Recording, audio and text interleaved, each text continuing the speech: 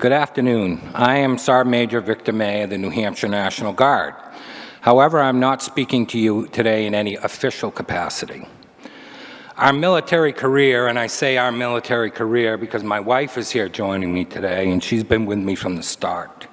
Our military career began in 1982. We deployed to Operation Desert Shield, Desert Storm, Operation Iraqi Freedom, Operation New Dawn, and I've just returned home from, or a year ago, I returned home from Operation Inherent Resolve. I'm here to talk to you today about Easter SEALs New Hampshire and their Veterans Count program. I don't work for Easter SEALs. Everything I'm telling you today about them is from my own experiences as a soldier and a leader of soldiers. In 2007, I returned home from a deployment to Iraq and went to work for the Guard's Deployment Cycle Support Program. My job then was to work with soldiers and families leaving from and returning from deployments. That is when I'd first heard about Easter SEALs and began to learn just what the care coordinators would do. Oh, I'm sorry. Easter SEALs Veteran Count provides free and confidential support for veterans, military families, and nothing like them had existed before that time frame. The military had resources, but nothing that equaled the magnitude, speed, respect, knowledge, and confidential caring that Easter SEALs brought to the table. They would meet with the service members and families anywhere, including their own living rooms. Service members live to serve. Fear or no fear, they move forward to complete their mission. They will move any obstacle in their way to defend this country and our allies. Focus is the key to that success. You can lose your focus when things go bad at home and you can't get there and your family's alone. In many cases, knowing that Easter SEALs was there to help our families allowed our soldiers to keep their focus. You still worried, but if you had an Easter SEALs care coordinator at home, you knew that they had your back. In 2010, the state deployed the 197th Fires Brigade. Part of that brigade was my task force. To give you some perspective on the numbers, the amount of people in this room is roughly the same size of the task force that went out the door. While we were deployed, Easter SEALs care coordinators helped our family manage many different things, including serious illness, deaths in the family, financial hardship, household maintenance, and children struggling with school. All things that are made harder when your military spouse or your parent is deployed. Easter SEALs was there for my family when a loved one was struggling with addiction. We were adrift without a lifeline. They brought us back to shore and supported us during our loved one's journey to recovery. Care coordinators have also helped when our warriors returned home. The Guard does not return to a military base. Our service members return to their neighborhoods and jobs that aren't always equipped to deal with the unique struggles that some of our service members may face. Easter SEALs help to reintegrate them back into the life at home. In 2007, I received the Bronze Star Medal. I have told Easter SEALs that part of that award truly belongs to them, for their work with their soldiers and families, which allowed my soldiers to stay focused on their mission. There is an Edmund Burke quote that I like. I tell it to my soldiers often because it describes them. I tell it to Easter SEALs because it describes them. And I certainly tell it to everybody that's in the room because I think it describes what you do. The only thing necessary for the triumph of evil is for good men to do nothing.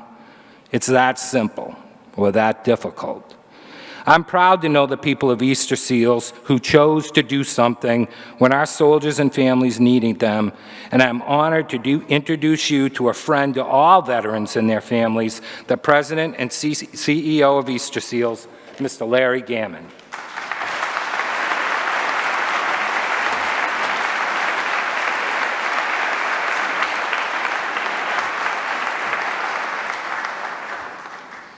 Thank you, Victor. It's really an honor to know you and to follow you on the stage, even though you're really a tough act to follow, and I begged to be first, and I didn't get to be.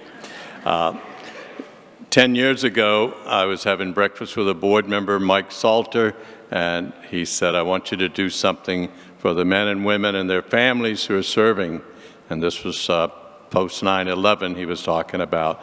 I said, no, we can't do it. He said, I insist. I'm so glad he insisted. And I would like to recognize Michael and Judith Salter and the Salter Family Foundation, who started this program, formed a group to keep it going, and has helped us raise almost $10 million in the last 11 years. Thank you, Michael.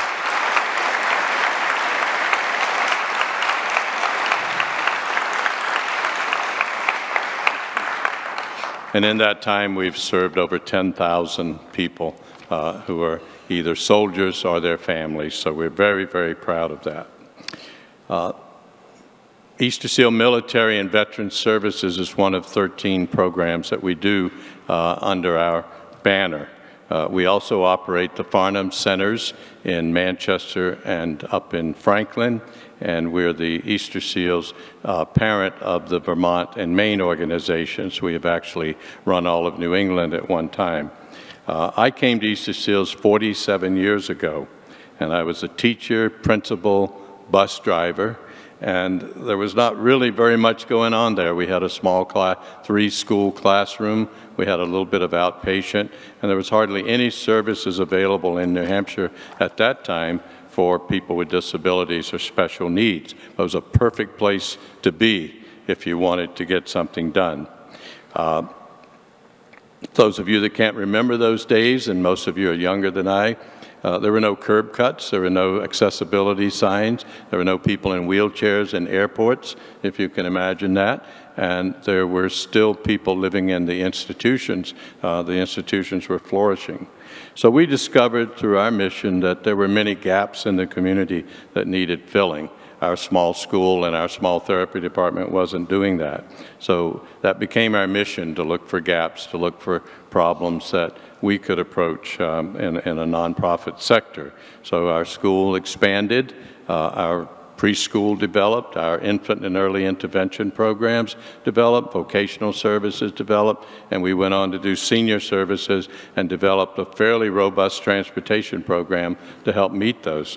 So we were kind of resting on our laurels. We had filled a lot of gaps, but others materialized, and I found over those 47 years that there are degrees of closeness to things, there are nuances to everything we do, that just because we're doing a good job isn't doing the whole job.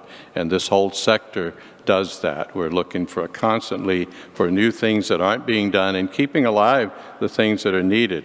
So we found that our school needed residential services. We found that our seniors were developing Alzheimer's at an alarming rate. At one time, people didn't know anything about Alzheimer's. Now every one of us knows somebody with that. The community reintegration of people who were coming out of the institutions had to be done. So we all had to modify our mission, and we kept looking for new things to do. And the beauty of being in this sector, and from the other people you hear from and what Dick Ober was talking about, we can be a catalyst for change, we can implement change, we can make things happen, but it's all part of a whole community that does it. Philanthropists, corporate people, government is so important, places like the Charitable Fund, and then our local services. And we need to sustain these services, and it takes those kinds of efforts.